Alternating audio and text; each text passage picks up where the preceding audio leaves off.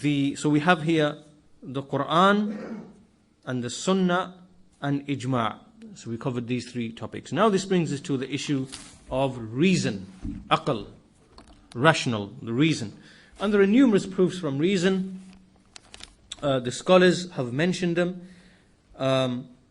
We can mention two of them. One from Imam Ahmad, rahimahullah, Imam Ahmad, and one from Ibn al-Qayyim, rahimahullah. And in fact, Ibn al-Qayyim is just simply elaborating upon the rational proof brought by Imam Ahmad. So Imam Ahmad, rahimahullah, he said in his book, Ar-Raddu al-Jahmiyyah was Zanadika, a refutation of the Jahmiyyah and the heretics.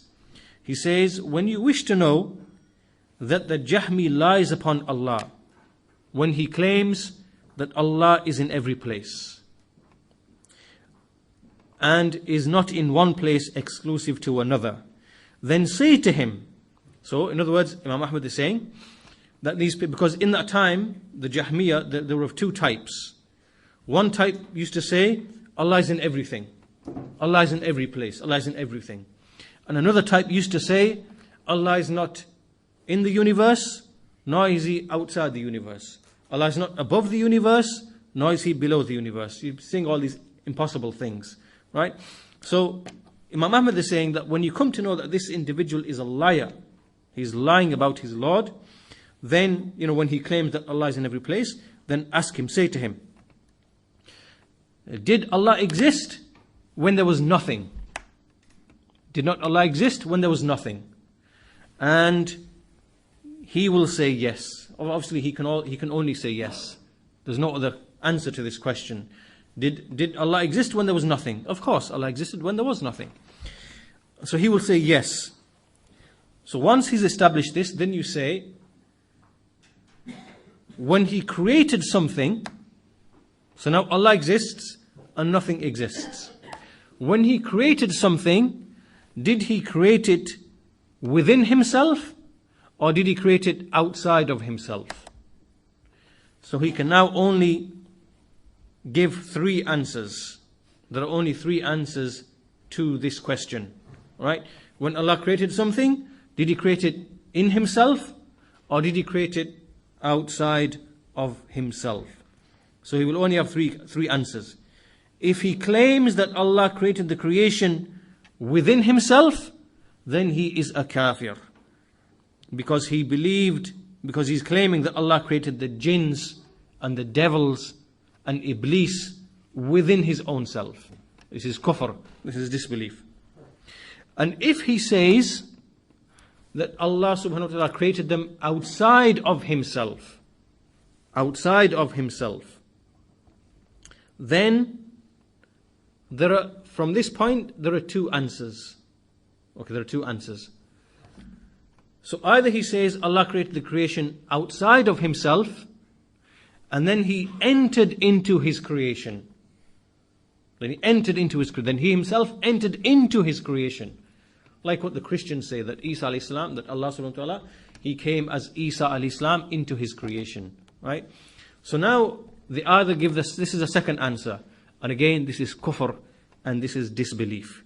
Because this would mean that Allah subhanahu wa ta'ala, it means that he entered into his creation and within his creation is every dirty and filthy thing. And so this is clear, manifest disbelief.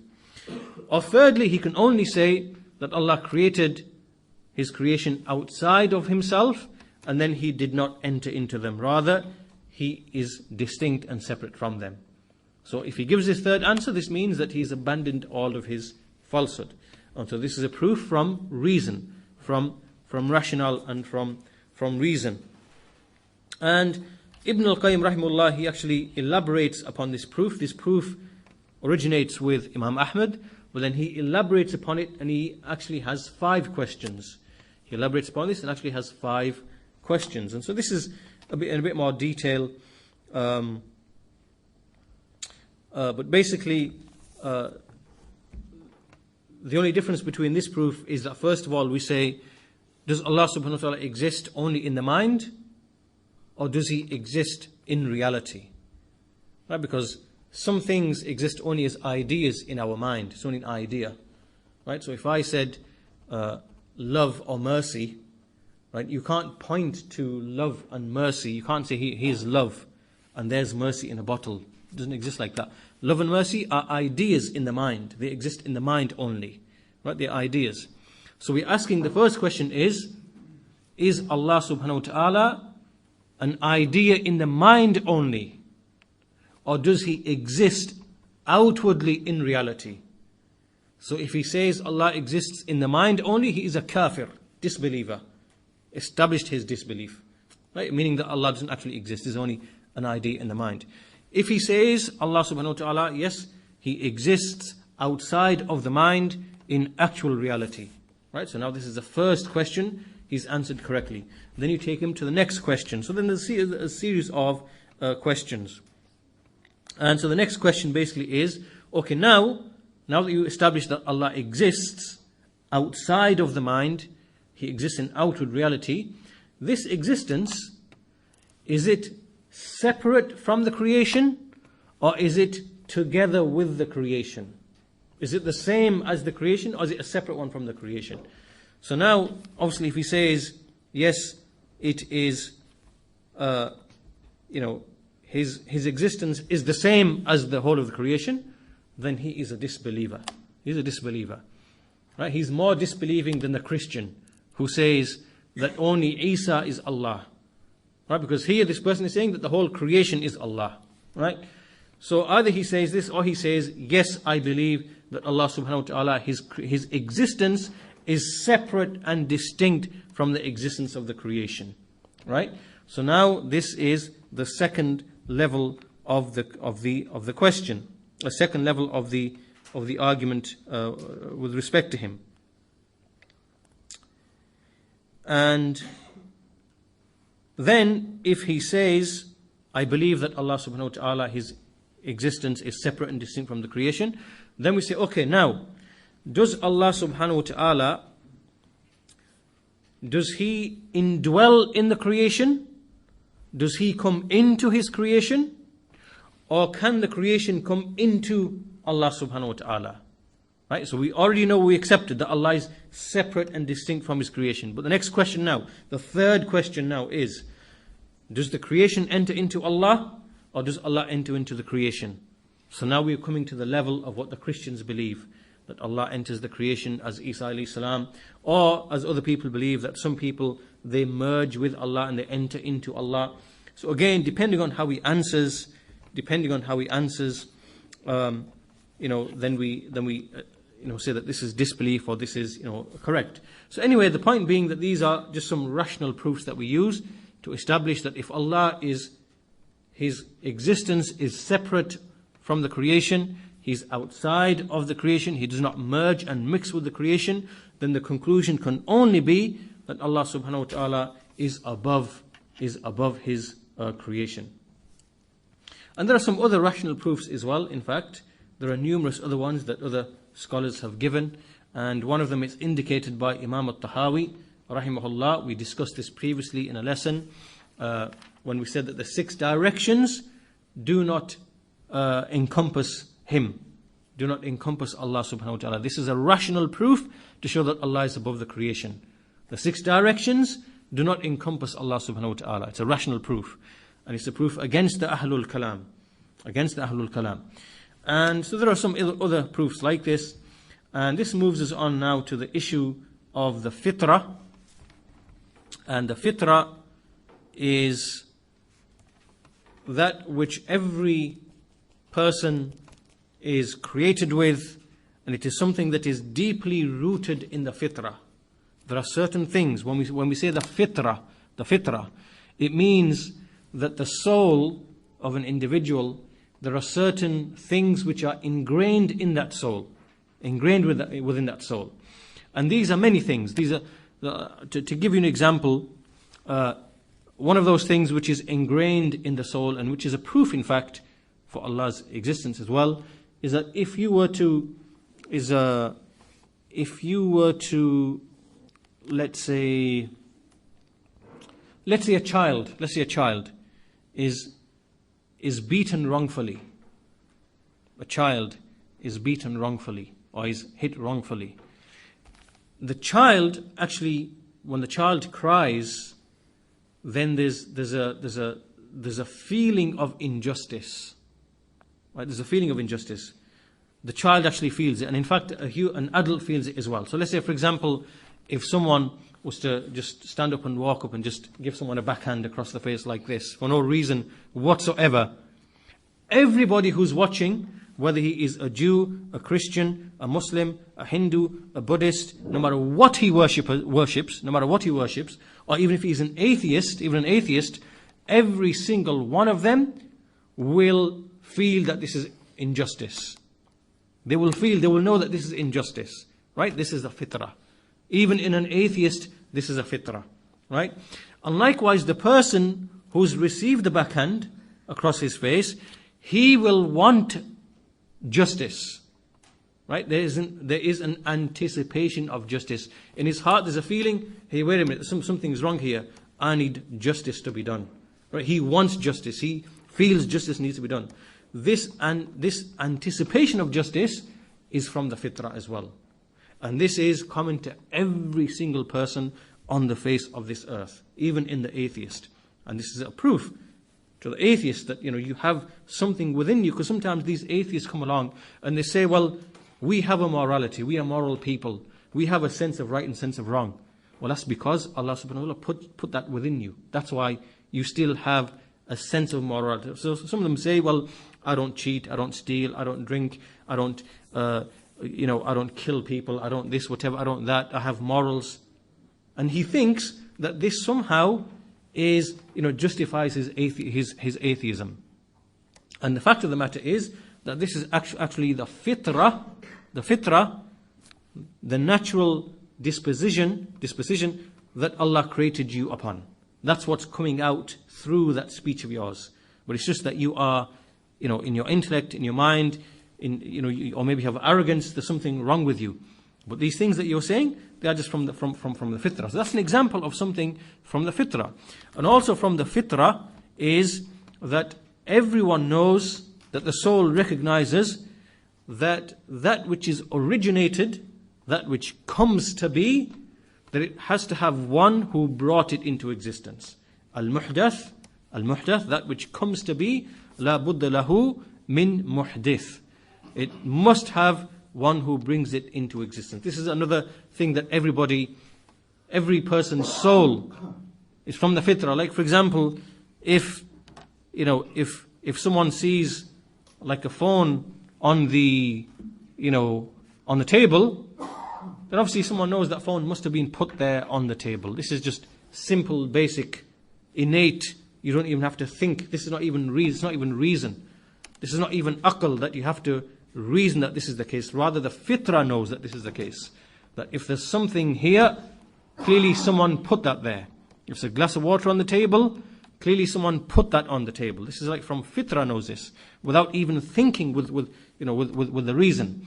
So when the eyes see the whole of the creation, then the fitrah knows that this creation came to be and someone put it into existence. This is another thing which is from the fitrah, And a third thing which is from the fitrah is that Allah subhanahu wa ta'ala is above His creation.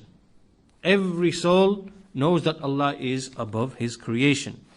And so here there is a well-known, famous story. This is a great story, true story, and true narration.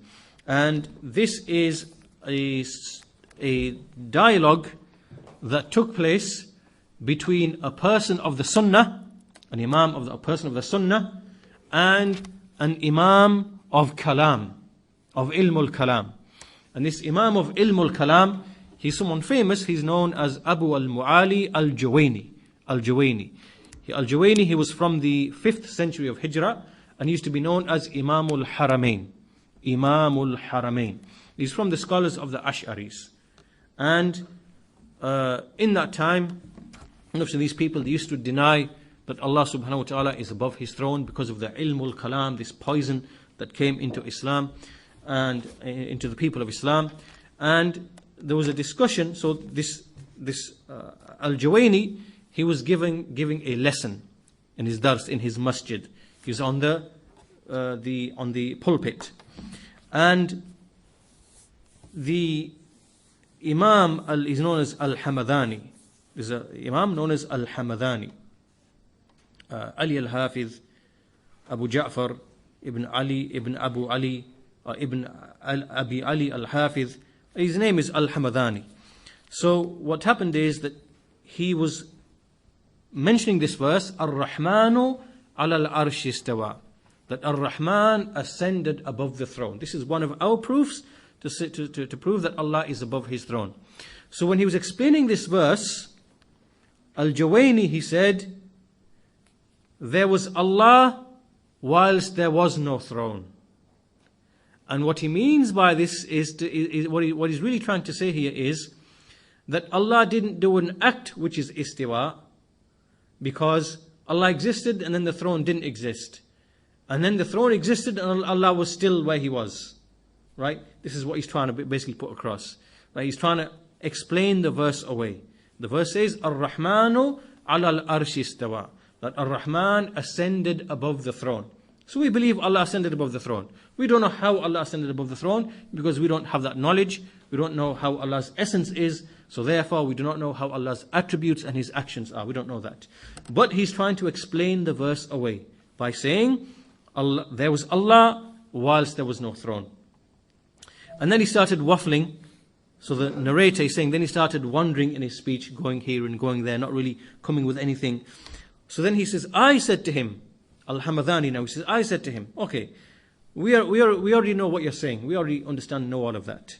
But can you escape from something which is a durura? A durura meaning that something that is so compelling that you can't escape from it. So then Al-Juwayni says to him, what do you mean? Explain this speech to me. What do you mean? This durura that you're talking about, this necessity that you're speaking of. So he said, no person who has knowledge, no person ever moved his tongue, right? No person ever said, "O Lord, Ya Rabbi," right? So he never moved his tongue.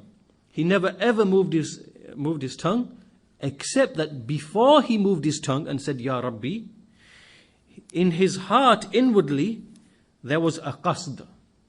There was a desire, a qasd.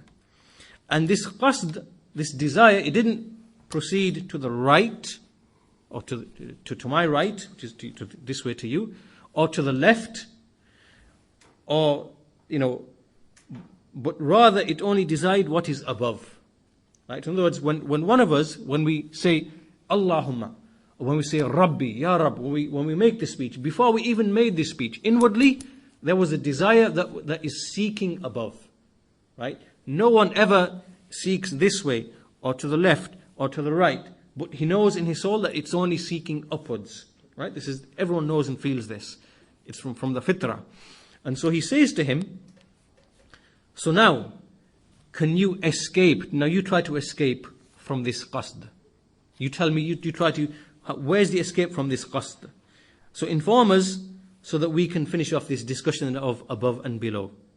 This is what he said to Al-Juwayni. Al-Juwayni, he is from the heads, the imams of Ahlul Kalam. He has many books. He's written many books, Al-Irshad and many other works. And these works are the works which are depended upon by these people today, the Ash'aris and other than them. He is an imam. And when Al-Hamadani said this, what happened is, what happened is that Al-Hamadani, when he's waiting for this answer, he began to cry. He actually started crying. And then the people began to cry as well. They began to cry as well. Because obviously this now is a great issue now. What's the answer? And they all know that they feel this in their souls. They know it's true. What this man said, they know it's true. And so, what happened, Al-Juwayni, he began to hit his seat with his sleeve. He used to wear this sleeve, so he went with his sleeve. He went like this onto his seat like this, and he began to cry out, and he said, Hiran, meaning confusion, meaning I'm confused. And so before, when he was calm and giving his lesson, all that calm was now gone. Now he's utterly confused. Hayran, this is what he's saying. And then now he began to be perplexed and startled, and then this great commotion started to take place in the mosque. Everyone was waiting for the answer and seeing him perplexed and bewildered and, going like this and saying Hayran, whatever. And then he didn't answer. He didn't give any answer. He walked down from the, his pulpit, and then he came to Al-Hamadani, and he said, "Oh my beloved, he said, oh my beloved, confusion, bewilderment, meaning I'm confused, I'm bewildered." And then afterwards, all of the associates of Al-Juwayni, they began to say that Al-Juwayni was saying that Al-Hamadani has perplexed me. Hayyarani Al-Hamadani. That Al-Hamadani, he's confused me.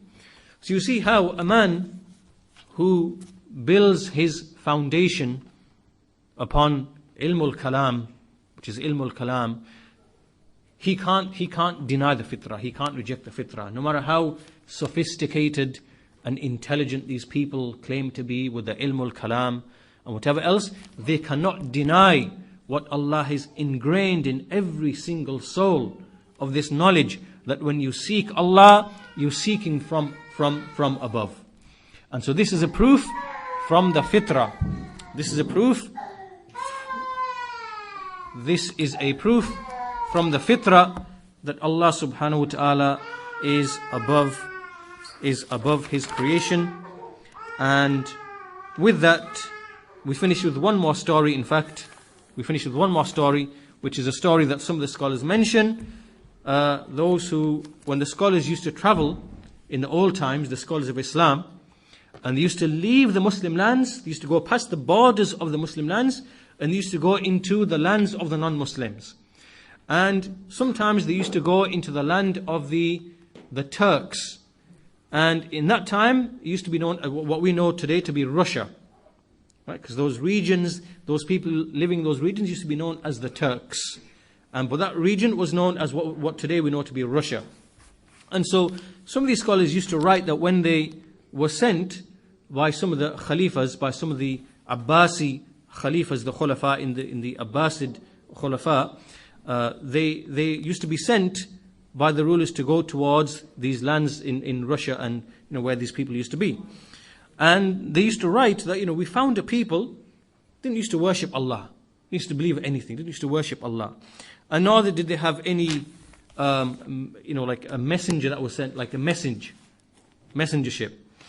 And they said, however, what we did see from them is that whenever a calamity befell them, whenever, for example, there was a famine or hardship and there was no rain or things of this nature, they would come out to the open ground and they would raise their hands to the sky and they would look to the sky hoping for something. Remember, these are people who don't actually worship Allah. And as if they were asking for relief to come from the sky. And so you see that this feeling is something that is deeply ingrained within the soul, until even an atheist, and these are like stories of people where they admit, like for example, an atheist who's upon a plane, and then his plane crashes, or maybe he's in the ocean or something, drowning or whatever, and what he inside, whilst he's going through this calamity, right, inside his heart there is a feeling and a hope that something can save him. There is a feeling and a hope that something can save him. He actually has this feeling, and that feeling in fact is a proof of the existence of Allah subhanahu wa ta'ala. But he feels, and inwardly he has a hope and anticipation. He thinks there's something out there that can help him. And when he thinks and when he hopes, obviously he's always looking, his hope is in the direction of above. Always in the direction of above. Although he won't say, this is Allah, this is the creator that I'm, but he knows that there is something in which he is placing his hope and his anticipation. To us, this is Allah subhanahu wa ta'ala. We know that to be Allah subhanahu wa ta'ala. But to the atheist, he still has that feeling. That feeling still occurs in his heart. And that is from the fitrah. The fitrah. So number one, he anticipates that there's something that can help him. and he seeks it in the direction of above. Right? All of this is from the fitrah. So we see that this is something that cannot be denied by anyone. No one from the Ahlul Kalam can deny this, and they have no answer to this. We speak here of the Ash'ariyya, Maturidiyya, Jahmiyya, Mu'tazila, those people who are present today and who deny that Allah is above His throne. So with that we conclude today's lesson. This was basically looking at the proofs of Allah's ulu, and they are from the Quran, the Sunnah, Ijma', Aql and Fitrah. There are 5 types of proofs for Allah's ulu. And inshallah ta'ala we'll continue with the rest of our discussion in the next lesson. Walhamdulillahi Rabbil Alameen wa sallallahu ala nabiyyina Muhammad wa ala alihi wa sahbihi ajma'in.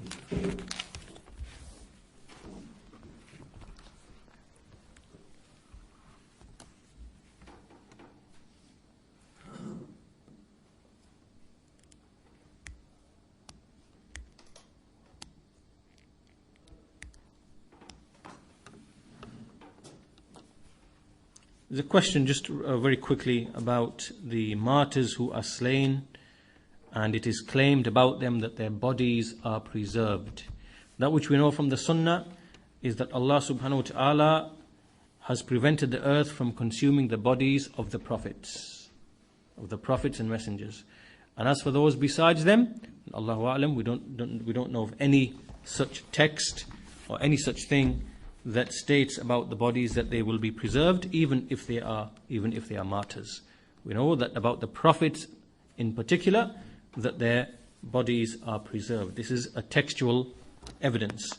And as for other than them, then we do not know of any textual evidence that in which there is, which is claimed as such for those besides the prophets and the messengers, and Allah knows best.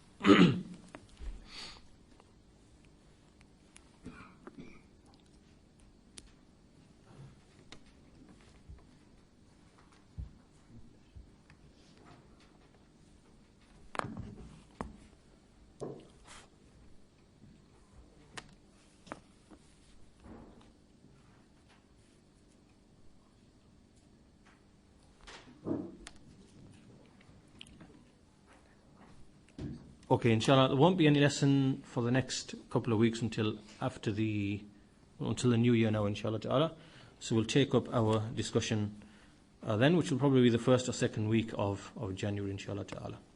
Subhanakallahumma wa bihamdika wa ashhadu an la ilaha illa ant wa astaghfiruka wa atubu ilayk.